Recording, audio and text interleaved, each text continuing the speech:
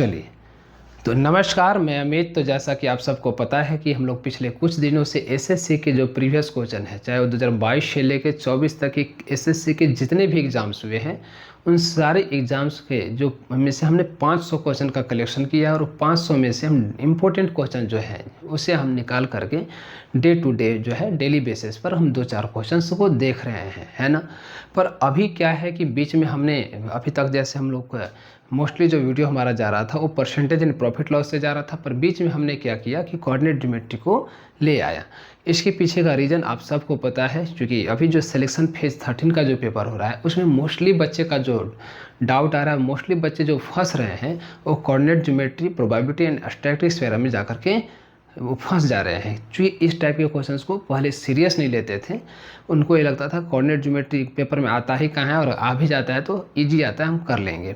पर अभी के सिचुएशन में क्या है कि बच्चे फंस रहे हैं, ये बात आप सबको भी पता है। तो इसी के रिगार्डिंग हमने सोचा कि क्यों ना जो है कोऑर्डिनेट ज्योमेट्री से क्वेश्चन करा दिया जाए ताकि बच्चे के लिए आसान हो जाएगा। एक तो हमारा एक स्ट्रेटजी का पार्ट है, तो आज जो हम देखेंगे ये जनरली कोऑर्डिनेट एंड ज्योमेट्री से ही क्वेश्चन देखेंगे, है ना। हमने अभी से पहले दो तीन वीडियो इस पर बल्कि बना करके हमने यूट्यूब पर डाल भी दिया है, यानी आपको इसी चैनल पर मिल जाएगा। ये हमारा आज का चौथा नंबर वीडियो होगा। तो ये आज हम चलते हैं कोऑर्डिनेट ज्योमेट्री पर। बस थोड़ा सा अभी हम लोग एसएससी के बारे में अब हम बातें कर लेते हैं। अभी जैसा कि आप सबको पता था कि 31 जुलाई को हम लोगों ने एसएससी का प्रोटेस्ट में पार्टिसिपेट किया। सॉल्यूशन उस दिन तो बहुत चीज़ें में उसका सॉल्यूशन निकली नहीं थी, बहुत ज़्यादा हल नहीं निकला था। पर बाद में चूँकि उसके बाद लगातार जो है जो सीनियर टीचर हैं उनका जो है एसएससी ऑफिस से और उनके डिप्टी मिनिस्टर से मतलब संपर्क बना हुआ है। आज भी कई सीनियर टीचर वहाँ पर गए हुए थे। उनका मतलब जैसा कि हमने सुना उनके वीडियो के थ्रू कि उनका ये कहना है कि हमारे मतलब चीज़ें हमारे फेवर में है, तो वो 1-2 दिन में ज़्यादा क्लियर कट हो जाएगा, है ना। लेकिन इन्होंने एक बात ज़रूर बताया कि ये जो एसएससी सीजीएल जिसे हम लोग मतलब बच्चे मान करके चल रहे हैं कि पोस्टपोन हो जाएगा, तो मुझे ऐसा नहीं लगता है। क्योंकि उन्होंने भी बात बोला कि लग नहीं रहा है कि पोस्टपोन होगा, क्योंकि जो डेट है हो सकता है उससे थोड़ा डिले हो जाए, पर पोस्टपोन होने वाले नहीं है। तो इसलिए आपको इस बात को दिमाग से निकाल देना चाहिए कि हम बिना तैयारी करे अभी मतलब जब पोस्टपोन हो ही जाएगा तो हमें क्यों इतना सीरियस लेना है, बल्कि आपको सीरियस लेना है। क्यों? क्योंकि ये कहा नहीं जा सकता है कि कब इसका क्या होगा, तो आपको अपनी तैयारी को मेंटेन रखना ज़रूरी है। इसलिए बहुत ज़्यादा ढीला पड़ने की ज़रूरत नहीं है, आपको लगातार तैयारी करते रहना चाहिए। चलते हैं आज का हम लोग पहला सवाल पर। तो इस सवाल को समझने से पहले हम इसके कॉन्सेप्ट को समझेंगे। पहले सवाल देखते हैं। कह रहा है in what ratio Y axis divide the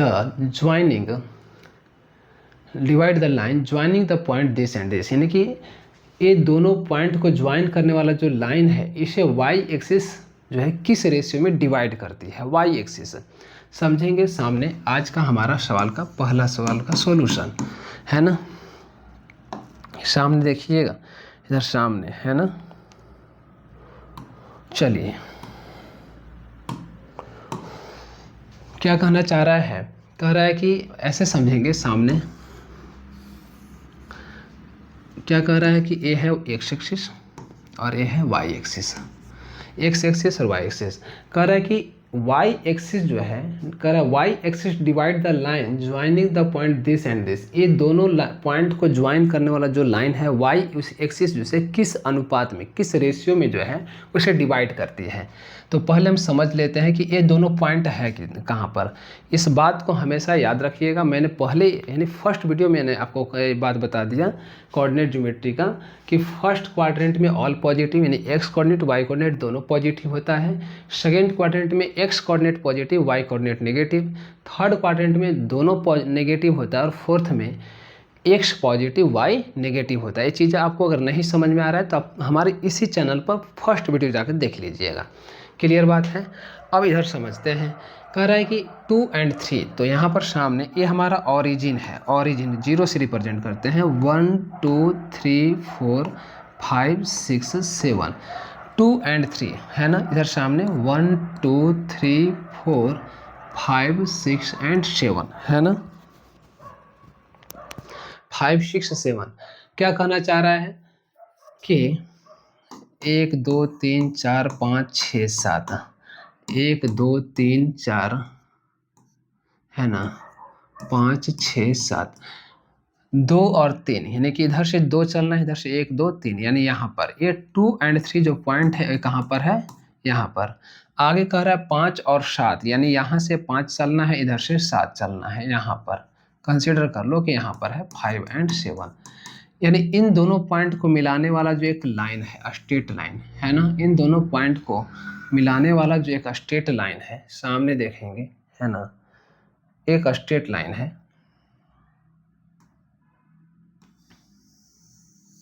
ए। अब चूंकि इससे तो इंटरनल डिवीजन वाई एक्सिस कर ही नहीं सकता है, वाई एक्सिस ए और बी, ये दो पॉइंट है ए और बी, इसे कभी भी इंटरनल डिवीजन नहीं कर सकता है, क्योंकि दोनों एक्स क्वाड एक है फर्स्ट क्वाड्रेंट में, तो यानी कि जब भी करेगा तो एक्सटर्नल क्वाड डिवीजन करेगा, यानी कि इसे हम अगर ऐसे बढ़ा दें तो इस पॉइंट पर सी पर वाई एक्सिस जो है इस स्ट्रेट लाइन को इंटरसेक्ट करता है। क्लियर बात है। अब चूंकि इतना क्लियर हो गया कि इंटरनल डिवीजन नहीं हो सकता है इसका, है ना, कर रहा है कि किस रेशियो में डिवाइड कर रहा है, तो पहली बात तो ये है कि एक्सटर्नल डिवीजन कर रहा है, इंटरनल नहीं कर रहा है। अब समझते हैं किस रेशियो में, तो जब हमने, आपको याद होगा कि हमने बहुत पहले यानी कि इससे पहले वाला वीडियो में हमने पढ़ाया था कि जब कभी दो पॉइंट है जिसे ज्वाइन करने वाली कोई लाइन यानी कोई स्ट्रेट लाइन को तीसरा पॉइंट अगर उसे एक्सटर्नल डिवीजन करता है, तो उस केस में एक्स कोऑर्डिनेट का जो एक्स कोऑर्डिनेट जो होता है वो होता है m1 x2 minus m2 x1 और divided by m1 minus m2, यहाँ पर माइनस हो जाता है। y कोऑर्डिनेट होता है m1 y2 minus m2 y1 divided by m1 minus m2। यहाँ पर चूंकि y कोऑर्डिनेट पर इंटरसेक्ट कर रहा है तो इसका x कोऑर्डिनेट y एक्सिस पर कर रहा है, y एक्सिस पर करने की वजह से x कोऑर्डिनेट जो हो जाएगा वो क्या हो जाएगा 0, और y कोऑर्डिनेट कुछ तो होगा पर हमें नहीं पता क्या होगा। क्लियर है। पर x कोऑर्डिनेट का हमारा काम है, x कोऑर्डिनेट से हमें हो जाएगा। x कोऑर्डिनेट इस केस में क्या होगा 0 होगा, y एक्सिस पर x कोऑर्डिनेट 0 होता है, y कोऑर्डिनेट कुछ भी हो सकता है। हम x के जगह पर ये 0 रख करके आगे चलते हैं, है ना। तो यहाँ से हम अगर सॉल्यूशन करें तो लिखेंगे 0 इज इक्वल टू, देखो ऐसा है मेरे दोस्त, सामने आप देखेंगे समझ में आ जाएगा। नीचे वाला जो m1 माइनस m2 है इसका कोई रोल नहीं है इस क्वेश्चन में। रीजन, m1 माइनस m2 जब इधर जाएगा तो 0 इंटू कुछ भी यानी एनीथिंग से 0 ही हो जाता है, मतलब ये है m1 0 इज इक्वल टू, ऐसे हम लिख लेंगे, इसे मैं ऊपर डाल देता हूँ इस, है ना, ए समझेंगे सामने, है ना। एक सेकेंड रुक जाइए, है ना, समझना ध्यान से। यानी कि 0 is equal to m1 x2, m1 x2, x2 कितना है 5, m1 x2 5 minus m2 x1, x1 कितना है 2, है ना, और divided by m1 minus m2। तो ये इधर जाकर के 0 हो जाएगा, यानी 0 इज इक्वल टू दिस। यहाँ से हमें क्या मिल गया कि 5m1 is equal to 7m2, यानी कि m1 अपॉन m2 का जो वैल्यू आ गया वो 7/5 आ गया। ये 7 अपॉन क्या है, सॉरी एक सेकेंड 7m2 नहीं बल्कि 2m2 है ना, यहाँ पर 2m2 है ना, 2m2। तो यहाँ से जो रिजल्ट आ जाएगा वो आ जाएगा 2/5, 2/5 external division, B is the right answer. इस तरीके से हम इस क्वेश्चन को बना सकते हैं। क्लियर है। तो ये आज का हमारा पहला सवाल था। अब हम चलते हैं आज के सवाल नंबर 2 पर। आप चाहें तो इसे एक बार स्क्रीनशॉट ले लीजिए, है ना। क्वेश्चन नंबर 2 पर चलते हैं, सामने देखिए। क्वेश्चन नंबर 2 क्या कहना चाह रहा है,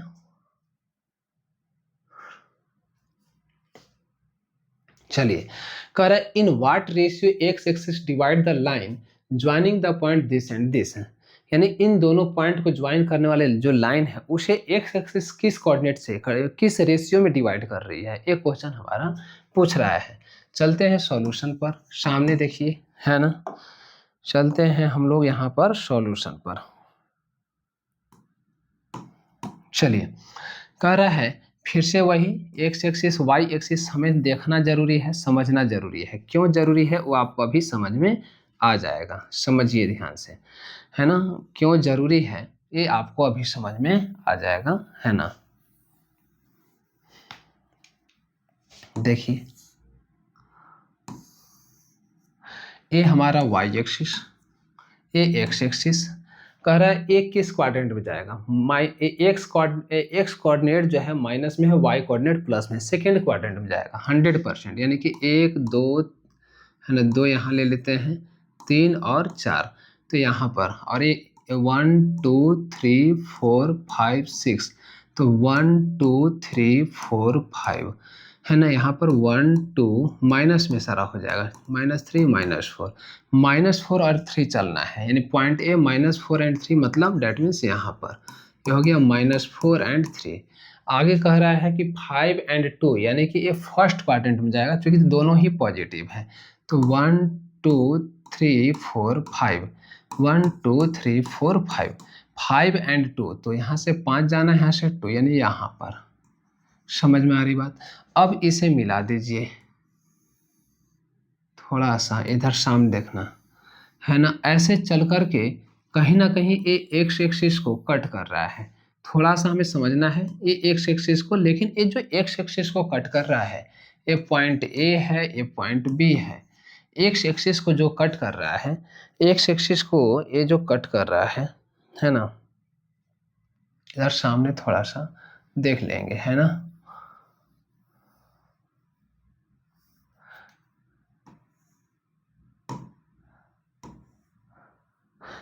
थोड़ा सामने है ना, इसे मैं मिला देता हूँ यहाँ से, और ये वाला लाइन यहाँ से ऐसे, ये 5 एंड 2, ऐसे मान लो कि यहाँ पर 1 है और यहाँ पर 2 है, तो 5 एंड 2 क्या है, 5 और 2, तो एक एक्सिस को इंटरनल डिवीजन नहीं बल्कि एक्सटर्नल डिवीजन करता है। यहाँ पर ए है, ये पॉइंट बी है, उसके बाहर जाकर के एक एक्सिस को कट कर रहा है, एक एक्सिस के द्वारा भी कट हो रहा है बोल सकते हैं। ये पॉइंट हमारा सी है। सी का जो कोऑर्डिनेट हो जाएगा एक्स एक्सिस पर, याद रखेंगे एक्स एक्सिस पर वाई कोऑर्डिनेट हमेशा 0 होता है, यानी सी का जो कोऑर्डिनेट हो गया वो कितना हो गया, एक्स एंड 0, यानी एक्स कोऑर्डिनेट कुछ ना कुछ रहा होगा पर वाई कोऑर्डिनेट क्या हो गया, 0 हो गया। क्लियर बात? अब चलते हैं सामने, दोनों पॉइंट के बाहर कट कर रहा है तो जाहिर सी बात एक्सटर्नल डिवीजन रहा है। एक्सटर्नल डिवीजन के केस में वाई कोऑर्डिनेट का वैल्यू अगर 0 दिया है तो जब भी रेशियो आएगा तो वाई कोऑर्डिनेट से ही आएगा। याद रखेंगे जब वाई कोऑर्डिनेट का वैल्यू 0 है तो रेशियो जो आएगा वो वाई कोऑर्डिनेट से ही लेना पड़ेगा। तो हमें पता है कि y इज इक्वल टू होता है m1x कितना, m1y2 माइनस m2y1 और divided by m1 minus m2 है ना। अब y कोऑर्डिनेट क्या है, 0, तो 0 इंटू कुछ भी यहाँ पर कर लें, m1 माइनस m2, ये हो जाएगा m1 कितना है, m1 हमारा निकालना है, m1 y2 हमारा क्या है यहाँ पर 2 है ना, माइनस m2 y1 हमारा क्या है यहाँ पर 3 है।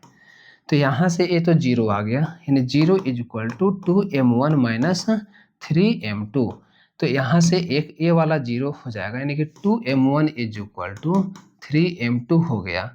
तो m1 और m2 का जो रेशियो आ गया वो आ गया 3:2, यानी कि एक्सटर्नल डिवीजन 3:2, यानी B is the right answer.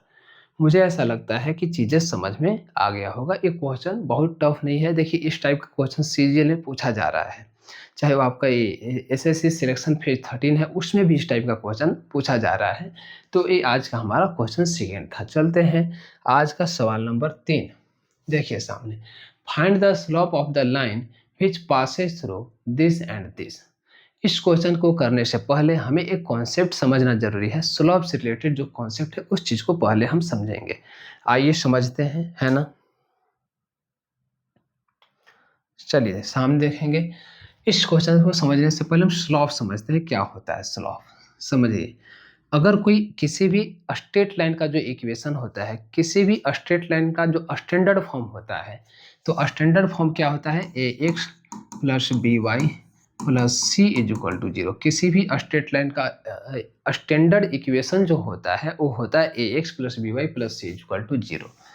अगर हम बोलेंगे इस स्ट्रेट लाइन के द्वारा, इस स्ट्रेट लाइन के द्वारा एक्स वाई प्लेन पर यानी एक्स वाई एक्सिस पर जो स्लोप डाला गया है, मान लो ऐसे है, a x plus b y plus c is equal to 0। ये स्ट्रेट लाइन का इक्वेशन है और ये ऐसे स्ट्रेट लाइन होता है। क्लियर बात है। इसमें जो स्लोप यानी कि ढाल, हिंदी में बोलते हैं ढाल, पर इंग्लिश में इसे स्लोप बोला जाता है, जिसे हम एम से रिप्रेजेंट करते हैं, यानी कि slope is equal to slope, है ना, स्लोप, एक सेकेंड, सामने है ना, एम इज इक्वल टू होता है माइनस, क्या लिखेंगे हम लोग, माइनस ए अपॉन में बी। ए याद रखना, स्लोप का formula M is equal to होता है माइनस ए अपॉन में बी। इससे रिलेटेड क्वेश्चन क्या दे सकता है, इससे रिलेटेड क्वेश्चन जब भी पेपर में आता है तो ऐसे दे देगा कि मान लीजिए कोई एक स्ट्रेट लाइन है 2x प्लस 3y प्लस 9 या minus 9, 2x plus 3y minus 5 is equal to 0। बोल देगा कि इसका स्लोप बताओ क्या होगा, इस स्ट्रेट लाइन का स्लोप क्या होगा। तो स्टैंडर्ड फॉर्म के बेस पर अगर देखा जाए तो a इज इक्वल टू होता है b, क्या है 2 and b is equal to हो दिया है 3। तो अगर हम बोले कि slope m is equal to होगा तो माइनस ए अपॉन में b यानी माइनस 2 अपॉन में 3 इसका आंसर। समझ में आ गई बात। तो ये हमारा कॉन्सेप्ट यानी कि ढाल यानी स्लोप से रिलेटेड क्वेश्चंस का था। अगर कोई भी स्ट्रेट लाइन दिया हुआ है और बोले कि उसका स्लोप बताओ तो क्या होता है माइनस ए अपॉन में बी होता है। सही बात है, ये बात समझ में आ गई। चलते हम इसी से रिलेटेड एक और क्वेश्चन देखते हैं स्लोप से रिलेटेड, पर वो 2 पॉइंट किसी भी 2 लीनियर इक्वेशन की बात कर रहा है। Linear equation in 2 variable, linear equation in 2 variable है। तो 2 लीनियर इक्वेशन जब एक साथ आते हैं तो उससे जो बनने वाले स्लोप होते हैं या उससे गुजरने वाला जो सरल लाइन है 2 पॉइंट से, उसका स्लोप क्या होगा। सामने देखिए, सामने है ना। चलिए क्वेश्चन हमारा आज का ये है, कर find the slope of a line whose passes through this and this. समझिएगा ध्यान से, सामने है ना। Third number question, find the slope of a line whose passes through this and this, यानी कि उस लाइन का स्लोप क्या होगा, उस सरल रेखा का स्लोप क्या होगा जो इन दोनों पॉइंट से होकर के गुजरता है। तो इससे रिलेटेड एक और कॉन्सेप्ट हम समझते हैं। देखो ऐसा है कि मान लीजिए ए और बी 2 पॉइंट है, इसका कोऑर्डिनेट दे दिया है x1 y1 और इसका कोऑर्डिनेट दिया है x2 y2। अब बोलेंगे कोई एक ऐसा स्ट्रेट लाइन जो कि पॉइंट इससे होकर गुजरता है, तो उस स्ट्रेट लाइन का स्लोप क्या होगा। Find the slope of a straight line, मतलब एक ऐसा स्ट्रेट लाइन, एक ऐसा स्ट्रेट लाइन जो इन दोनों पॉइंट से होके गुजरता है, क्रॉस करता है। तो बताइए कि इस स्ट्रेट लाइन का स्लोप क्या होगा। तो स्लोप का फॉर्मूला यानी कि slope m is equal to होता है y2 minus y1 divided by x2 minus x1। Slope m is equal to होता है y2 minus y1 divided by x2 minus x1। Clear है। तो अगर मैं आपसे पूछूं कि बताइए कोई एक स्ट्रेट लाइन है जो कि पॉइंट ए और बी से होके के पास करता है, पॉइंट ए और बी से होके जा रहा है और पॉइंट ए का कोऑर्डिनेट 4 एंड 2 दे दिया है, पॉइंट बी का कोऑर्डिनेट 7 एंड 6 दे दिया है, तो बताइए कि इसका स्लोप क्या होगा उस स्ट्रेट लाइन का। तो हो जाएगा y2 माइनस y1, यानी कि y2 क्या है 6 माइनस 2 डिवाइडेड बाई 7 माइनस 4, 6 में से 2 गया 4 डिवाइडेड बाई 3। ये इस स्ट्रेट लाइन का यानी कि ऐसा स्ट्रेट लाइन, ये सामने देखेंगे ऐसा स्ट्रेट लाइन, ऐसा स्ट्रेट लाइन जो कि किसी 2 पॉइंट से होके गुजरता है, तो बताइए उस स्ट्रेट लाइन का स्लोप क्या है। ये ऐसे हम इसको बना सकते हैं। याद रखेंगे, फार्मूला इसका याद रखने वाली बात है ये वाला। क्लियर बात। अगेन चलते हैं हम सामने, है ना। चलिए नेक्स्ट चलते हैं। अगला क्वेश्चन आज का हमारा, और आज का ये लास्ट क्वेश्चन है, कह रहा है find the slope of a straight line of a line which passes through the point this and this. तो ये हमारा x1, ये y1 और ये हमारा x2 एंड ये y2। तो slope m is equal to होता है y2 minus y1 divided by x2 minus x1। यानी कि अगर ऐसे बोले तो बोलेंगे 6 माइनस 2 डिवाइडेड बाई 7 माइनस 4। 6 में से 2 चला गया, कितना बचेगा 4, और यहाँ पर 7 में से यानी कि 3। मुझे लग रहा है कि वही क्वेश्चन है, रिपीट कर गया है, ऐसा ही मुझे ऐसा लग रहा है ही वही क्वेश्चन, है ना। 4 2 वही क्वेश्चन है ना। जो हमारा क्या था, हाँ, वही क्वेश्चन है ना? ये लास्ट कर गया। तो इस टाइप से और भी हम क्वेश्चन देखेंगे। एक्चुअली क्या है कि पीपीटी में हमारा क्वेश्चन नंबर 3 एंड 4 दोनों सेम हो गया है। तो और भी हम ऐसा क्वेश्चंस देखेंगे नेक्स्ट क्लास में। तो आज के लिए हम सिर्फ इतना ही। मिलते हैं नेक्स्ट क्लास में, तो उसमें भी मैं जनरली आपको कोऑर्डिनेट एंड ज्योमेट्री से ही क्वेश्चन कराऊँगा, पर अलग-अलग लेवल का। बहुत बहुत बड़ा चैप्टर है कोऑर्डिनेट ज्योमेट्री। ऐसे अगर देखा जाए तो बहुत छोटा चैप्टर नहीं है। इसमें केंद्रक यानी कि ऑर्थो सेंटर इसके बाद सेंट्रोइड, बहुत सारी चीज़ें पढ़ना है इसमें, है ना? तो हम लोग अब बारी-बारी से सारा चीज़ देख लेंगे। तो आज के लिए सिर्फ इतना ही। मिलते हैं हम लोग नेक्स्ट क्लास में, है ना? तब तक के लिए टेक केयर, बाय।